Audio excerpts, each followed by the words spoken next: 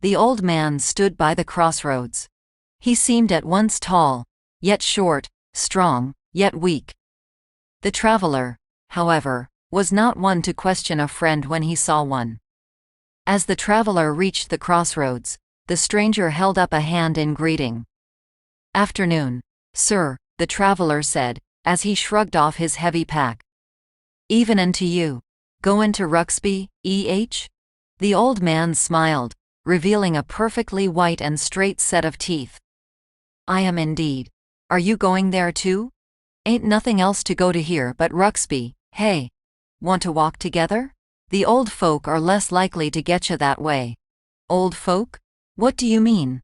The stranger smiled even more broadly at the traveler's question.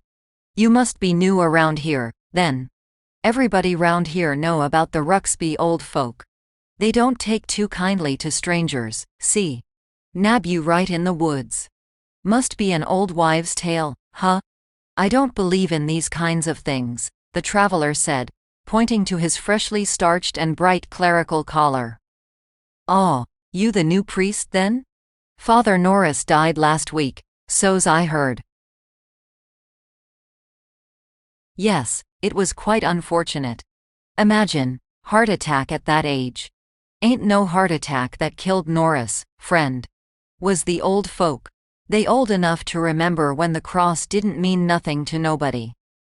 The old man warned, an accusatory finger pointed at the priest. The priest only smiled in response, patient with this clearly senile old man. He'd take him back to Ruxby, and see if he could get him back to his home. The traveler stretched for a moment, and then picked his pack up once again. "Shall we be off then?" The old man nodded as he picked up his cane and began to hum a song. "I got to keep moving, I got to keep moving, blues falling down like hail, blues falling down like hail, blues falling down like hail, blues falling down like hail, and the day keeps on remindin' me, there's a hellhound on my trail, hellhound on my trail, hellhound on my trail." The road to Ruxby was an older one that threaded through an even older forest. Few people lived in the area, and even fewer had any reason to go to the town. People here were traditional, and set in their ways. No one bothered anyone else, and people went about their business with the languorous air of a sparsely populated rural town. The two men made their way down the road, the clump-clump of the younger man's shoes punctuated every few moments by the sharp tap-tap-tap of the old man's cane. The old man spoke quickly and hummed his old song when he wasn't talking. "How big is Ruxby?" the young man asked, to break up the old man's rambling about memories long forgotten by most. "Maybe 30 or 40 houses, most. The old folk make up more of 'em though, but not there." The old man scratched his chin. The priest frowned as he walked. Again to the talk of these old folk, whoever they were. He spoke up again. "Do these old folk not live in the village then?" "No, sir. They live in the woods. You hear 'em? Them old folk are all around us, friend." The old man jabbed his cane around and pointed at the forest, who did not respond to his pointed accusations. At this time of the day, the forest was calm and quiet, a picturesque view of a quiet New England fall. Some of the leaves were beginning to turn their coats, and the thick coverage of the forest was all-absorbing. No old folk seemed to be around here. Must be some quiet and tough old folk if they can live in the cold forest. The traveler chuckled. He glanced over at the old man, and paused. The old man's face was serious, and set in a tight-lipped look. "Don't you make fun of the old folk, son. They be everywhere around us, and they don't take kindly to strangers, like I said." The old man stared at the priest for another moment, before smiling and continuing on while singing. "Hellhound on my trail, hellhound on my trail," the man sang jauntily. As the two of them walked, the day became longer and longer, and the sun began to get lower in the day. The air took on the chilly edge of a crisp autumn afternoon, and the priest shivered slightly as he pulled his coat around him more tightly, and tied his scarf a little higher on his face. As the sun died down, the forest came alive. The creatures of the evening began their nightly routines, and the sounds became acute in the air of the night. The darkening sky seemed to change the mood of the once picturesque forest into something reminiscent of the old world, with a more pensive and brooding air that infected the priest. The old man, on the other hand, seemed to liven up the more the day waned. "The old folk are waking up now, son. They gonna be wide awake by the time we get to Roxby." He laughed. The priest shook his head. "Those are just the animals of the forest. See? Did you hear that? That was a deer. And that was an owl." He pointed out the sounds as they came. His words were interrupted by a long baying howl, which was quickly answered by a succession of other ones to answer the first. As the calls echoed through the cold air, they seemed to grow in strength and number. The old man and the young one froze in their tracks. Suddenly, out of the cover of the forest burst a massive silver wolf, nearly as large as a man. It dropped to all fours from its pounce in front of the two travelers. It bent low to the ground and growled, baring a set of viciously sharp teeth. Then, from the forest came another. Then another. And another. One by one, the wolves came, and the pack formed a ring around the two men. The first one dropped to its haunches, and began to growl even more loudly. Fighting the panic building in his system, the younger man reached into his coat pocket for his matchbox. Slowly, he brought it out as the wolves watched him, curious. He pulled one out, nearly dropping the entire box with his stumbling fingers. With a quick swipe, the flame burst into life, illuminating the darkening sky. The harsh light cast eerie shadows on the road, and the wolves looked curiously at the fire. The first wolf, clearly the alpha, perked its ears. The young man drew their attention with the match, and then with a yell, he threw it into the forest. The pack of wolves barked and raced toward the fire as the priest burst into a run down the road, leaving the old man behind. He sprinted for his life, knowing that his distraction would not save him a second time should the wolves return. The traveler almost felt bad for the old man that he had left behind, but he knew that turning back would be futile with the stranger as dead weight. With an oomph, the traveler tripped on a branch and fell to the ground with a loud thump. Grimacing, he staggered to his feet with a gasp of pain.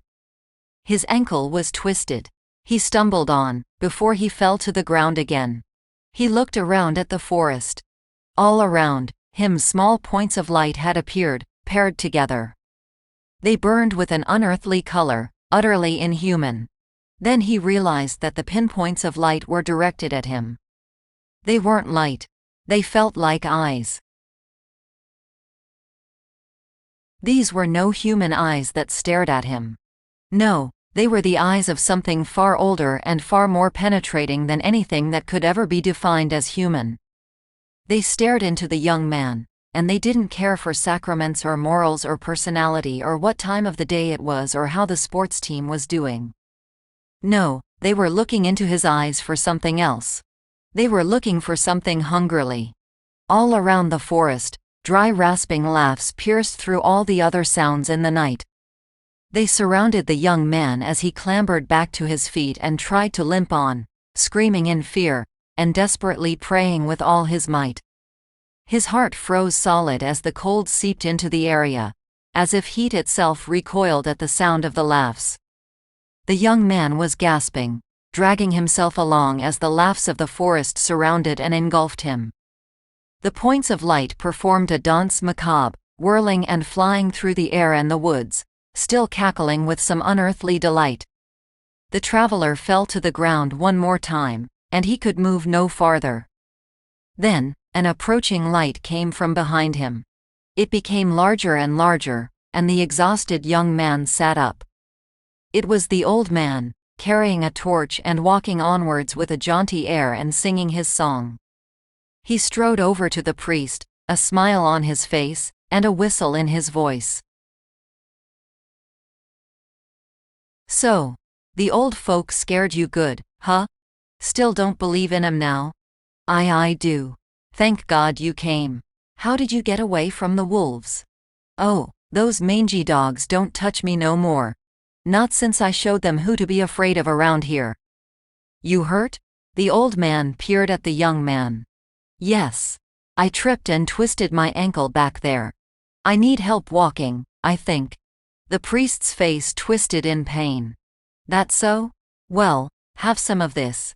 It'll help with the pain. Chew 'em up and eat 'em. The old man probed through his pocket, and then came up with a small wad of leaves. He pushed them into the hands of the priest, who popped them into his mouth gratefully. It's an old man's cure, hey? The old folk are lively today, and cold, so's I think. The old man sat on the ground, torch in hand and cane by side. He pulled a pipe out of his coat pocket and stuffed it with tobacco. He sat on the ground, quietly smoking his pipe for a moment. He glanced up at the priest. The old folk should get warm, don't you think? They deserve some respect. It's getting harder and harder to find some heat around here with nobody coming around anymore. But I think you'll do, huh? You look like you could warm them up some. The priest did not respond. He sat frozen in the same position that he had been in when he swallowed the leaves the old man had offered. His entire body sat rigidly, unable to move anything but his eyes.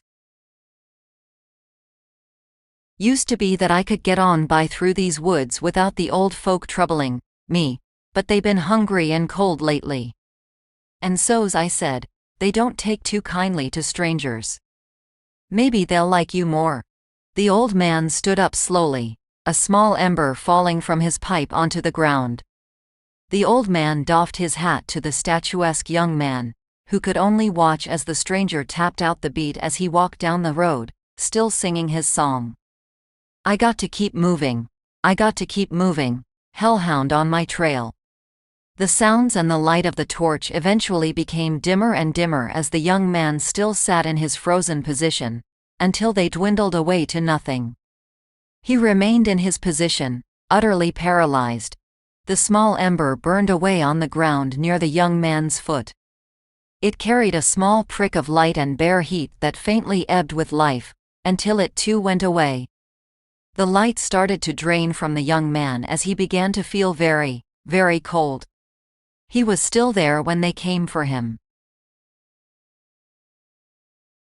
This content is Creative Commons. Relevant attribution can be found in the description.